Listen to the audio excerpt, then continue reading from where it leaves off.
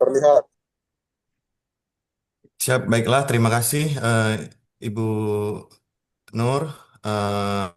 Eh, izinkan saya eh, membuka dulu dari kelompok 5, membuka dengan satu petir bukan sembarang petir, petir Cakep. menyambar pohon kurma. Artinya, Terima kasih Bu Nur dan rekan-rekan yang sudah hadir. Presentasi kali ini oleh kelompok 5. Hei. Bu tangan dulu dong. Ya, teman-teman pada Baiklah, tepuk tangan. Terima kasih loh, Mas Dipo. siap. cakep. Assalamualaikum warahmatullahi wabarakatuh. Salam sejahtera untuk kita semua. Om Swastiastu, Namo Buddhaya, salam kebajikan. Yang terhormat Ibu Nur Hayati Siregar, terima kasih Ibu sudah meluangkan waktu di perkuliahan hari ini walaupun sedang di perjalanan. Semoga Ibu segera sampai ke tujuan Bu. Yang kami hormati juga eh, Kak Sahla selaku moderator pada perkuliahan pada hari ini. Lalu teman-teman kelas AK801 yang kami banggakan. Puji syukur marilah kita panjatkan kehadirat Tuhan Yang Maha atas berkat rahmat dan karunia-Nya kita dapat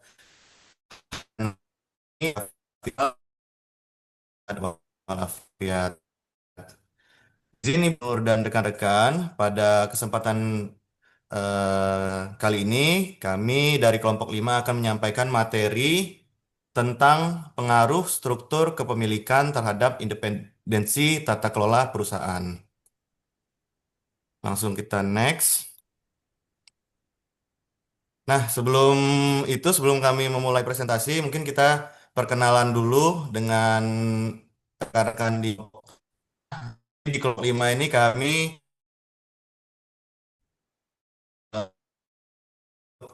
dan Good Corporate Governance ini dengan saya sendiri di Pozamiko Supa. Selanjutnya ada Kak Rizky Gunawan, lalu ada Kak Fiona Nadiani Purbadi, lalu ada Kak Safi Nahayan, ada juga Kak Maria Goretti Herlin Fahik, lalu ada Kak Yuni Emia Ayu Solin, dan Kak Sisriwaya Tindo. Nah, langsung saja ke materi yang pertama. Materi yang pertama akan disampaikan oleh Kak Safi. Silakan Kak Safi dilanjutkan. Baik, terima kasih Mas Dipo atas kesempatan yang diberikan. Teman-teman, saya akan menjelaskan mengenai latar belakang dari apa yang akan kami sampaikan pada presentasi kali ini. Jadi berangkat dari apa sih pentingnya penerapan prinsip GCG dalam sebuah perusahaan yang tentunya harus dikelola secara transparan, akuntabel, dan juga independen. Salah satu prinsip yang paling kita eh, perhatikan gitu ya, yaitu tingkat independensi khusus fungsi pengawasan oleh Dewan Komisaris dan juga Komite Audit. Mereka sangat berperan penting gitu teman-teman dalam mencegah conflict of interest dan juga dalam menjaga kualitas pengambilan keputusan. Nah, namun struktur kepemilikan perusahaan yang seringkali kita ketahui bersama ya, umumnya di Indonesia, itu kan ada bermacam-macam teman-teman. Yang pertama ada struktur kepemilikan keluarga, kemudian institusi, pemerintah, asing, dan juga manajerial. Nah, itu dengan berbagai macamnya struktur kepemilikan itu dapat menimbulkan agency problem antara pemegang saham yang mayoritas maupun juga yang minoritas. Nah, oleh karena itu kami akan menganalisis nih pengaruh berbagai bentuk kepemilikan tadi terhadap independensi tata kelola sebuah perusahaan. Next, Mas Dipo. Nah, selain itu, kita akan pertama belajar bagaimana sih bentuk-bentuk struktur kepemilikan perusahaan yang umumnya ada di Indonesia gitu. Kemudian yang kedua juga apa sih sesungguhnya arti dari independensi dalam konteks tata kelola sebuah perusahaan dan apa gitu, bagaimana gitu pengaruhnya terhadap masing-masing struktur kepemilikan terhadap tingkat independensi dan tata kelola sebuah perusahaan, khususnya bagi komisaris, Dewan Komisaris, mohon maaf, dan juga Komite Audit. Dan yang terakhir, kita akan membahas apa saja implikasinya dari hubungan tadi, gitu, struktur kepemilikan perusahaan dan independensinya terhadap efektivitas penerapan prinsip GCG di perusahaan. Next, Mas Dipo. Baik.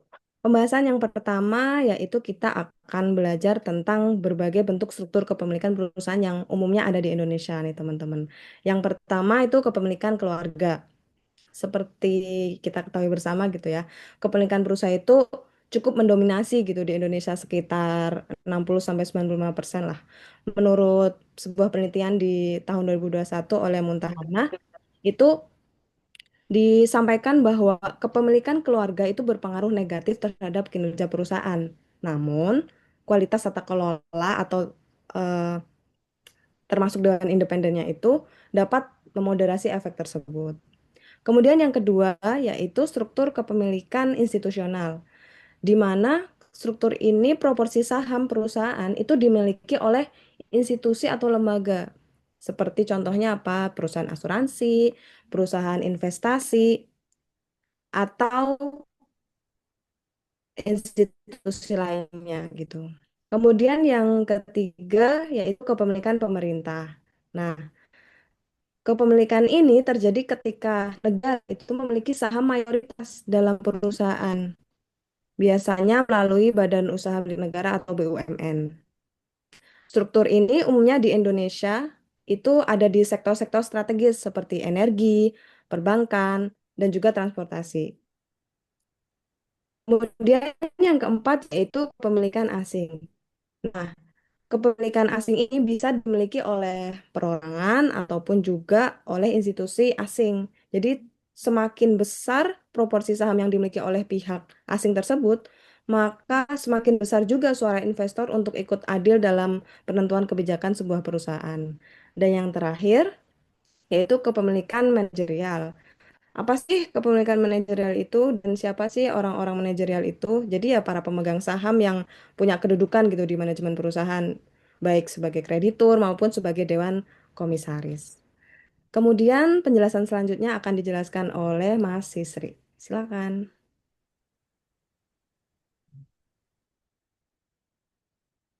Terima kasih Mbak Safi. Selanjutnya ini terkait independensi dalam tata kelola perusahaan ya. Jadi independensi adalah sikap netral dan objektif, bebas dari pengaruh luar baik secara kenyataan maupun penampilan selama proses audit. Indikator independensi auditor menurut Rahayu dan Suhayati 2013 ada dua. Yang pertama, independence in fact, yaitu sikap yang tidak memihak secara nyata selama audit, jujur dan objektif dalam menyatakan opini. Yang selanjutnya adalah independence in appearance, yaitu penilaian pihak luar atas sikap netral auditor. Auditor dianggap tidak independen jika punya hubungan tertentu dengan klien. Next. Terus selanjutnya ini kita tampilkan tabel ya, tabel terkait pengaruh bentuk-bentuk kepemilikan terhadap independensi itu sendiri. Seperti yang dijelaskan tadi sama Mbak Safi ada 5 bentuk kriteria kepemilikan ya. Yang pertama itu jika kepemilikannya adalah keluarga, itu pengaruh terhadap independensi itu kompleks, cenderung membatasi objektivitas. Pengaruh potensi positifnya adalah terdapat mekanisme pengawasan internal yang kuat dengan fokus jangka panjang. Sementara untuk yang negatifnya adalah pembatasan objektivitas, potensi konflik kepentingan, dan entrenchment. Selanjutnya, jika bentuk kepemilikannya adalah institusi, pengaruhnya adalah meningkatkan independensi. Potensi positifnya yaitu mendorong independensi dewan, meningkatkan transparansi, dan memperkuat GCG. Selanjutnya, jika kepemilikannya adalah pemerintah, pengaruhnya itu adalah cenderung menurunkan independensi. Potensi negatifnya adalah adanya intervensi politik, adanya loyalitas ganda, dan adanya hambatan dalam keputusan bisnis ekonomi yang dapat merusak akuntabilitas. Selanjutnya adalah jika bentuk kepemilikannya adalah asing, pengaruhnya adalah meningkatkan independensi, berpengaruh positif yaitu praktik tata kelola lebih maju, tuntutan transparansi tinggi, dan dorongan rekrutmen independensi yang berkualitas. Yang terakhir, jika bentuk kepemilikannya adalah manajerial, pengaruhnya adalah kompleks, berpengaruh positif dan negatif. Yang pertama, untuk positifnya adalah pada tingkat moderat, penyelarasan kepentingan manajer dan pemegang saham, serta dorongan dalam mengambil keputusan yang objektif. Dan untuk yang negatifnya adalah pada tingkat tinggi, resiko entrenchment atau pengaruh yang kuat pada pembatasan peran dewan, dan adanya pengaruh dalam pengambilan keputusan yang tidak objektif. Selanjutnya akan dilanjutkan oleh teman dari kami, dipersilakan. Ya, yang Desri atas kesempatannya. Berikutnya adalah studi kasus terkait kepemilikan pemerintah atas PT Pertamina Persero. Sebenarnya telah kita ketahui PT Pertamina itu dimiliki oleh pemerintah Indonesia via Kementerian BUMN. Di masa ini, itu Pertamina juga dimiliki oleh Danatara. Fungsi ganda berdasarkan penelitian yang kami lakukan. Yang pertama bertujuan untuk memastikan pengelolaan Pertamina demi kepentingan nasional sekaligus menjaga tata kelola akuntabilitas negara. Namun Pertamina sendiri itu juga memiliki fungsi.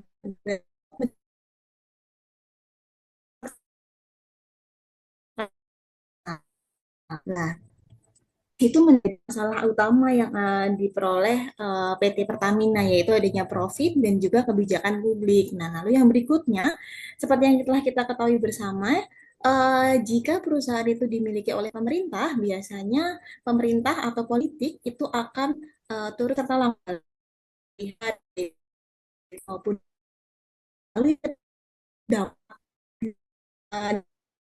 intervensi pemerintah terhadap independensi dari PT Pertamina sendiri itu adalah yang pertama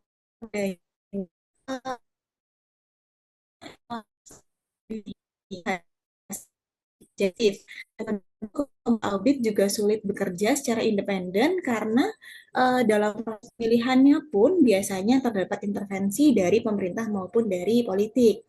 Nah, lalu yang ketiga yaitu adanya risiko konflik kepentingan yang tinggi.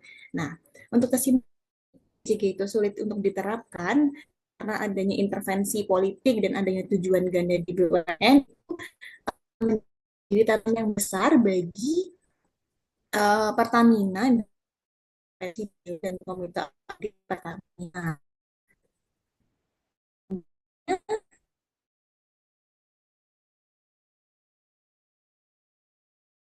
Ada aplikasi dari struktur kepemimpinan dalam GG. Nah, sebagai GCG itu ada 5, yaitu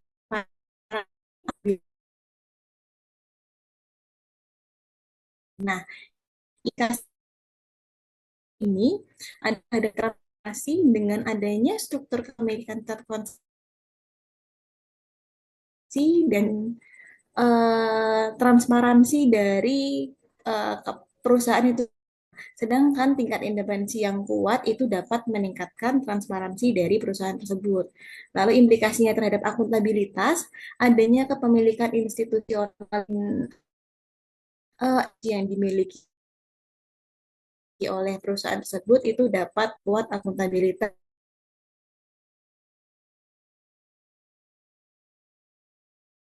Jika ada pengawasan yang kan mayoritas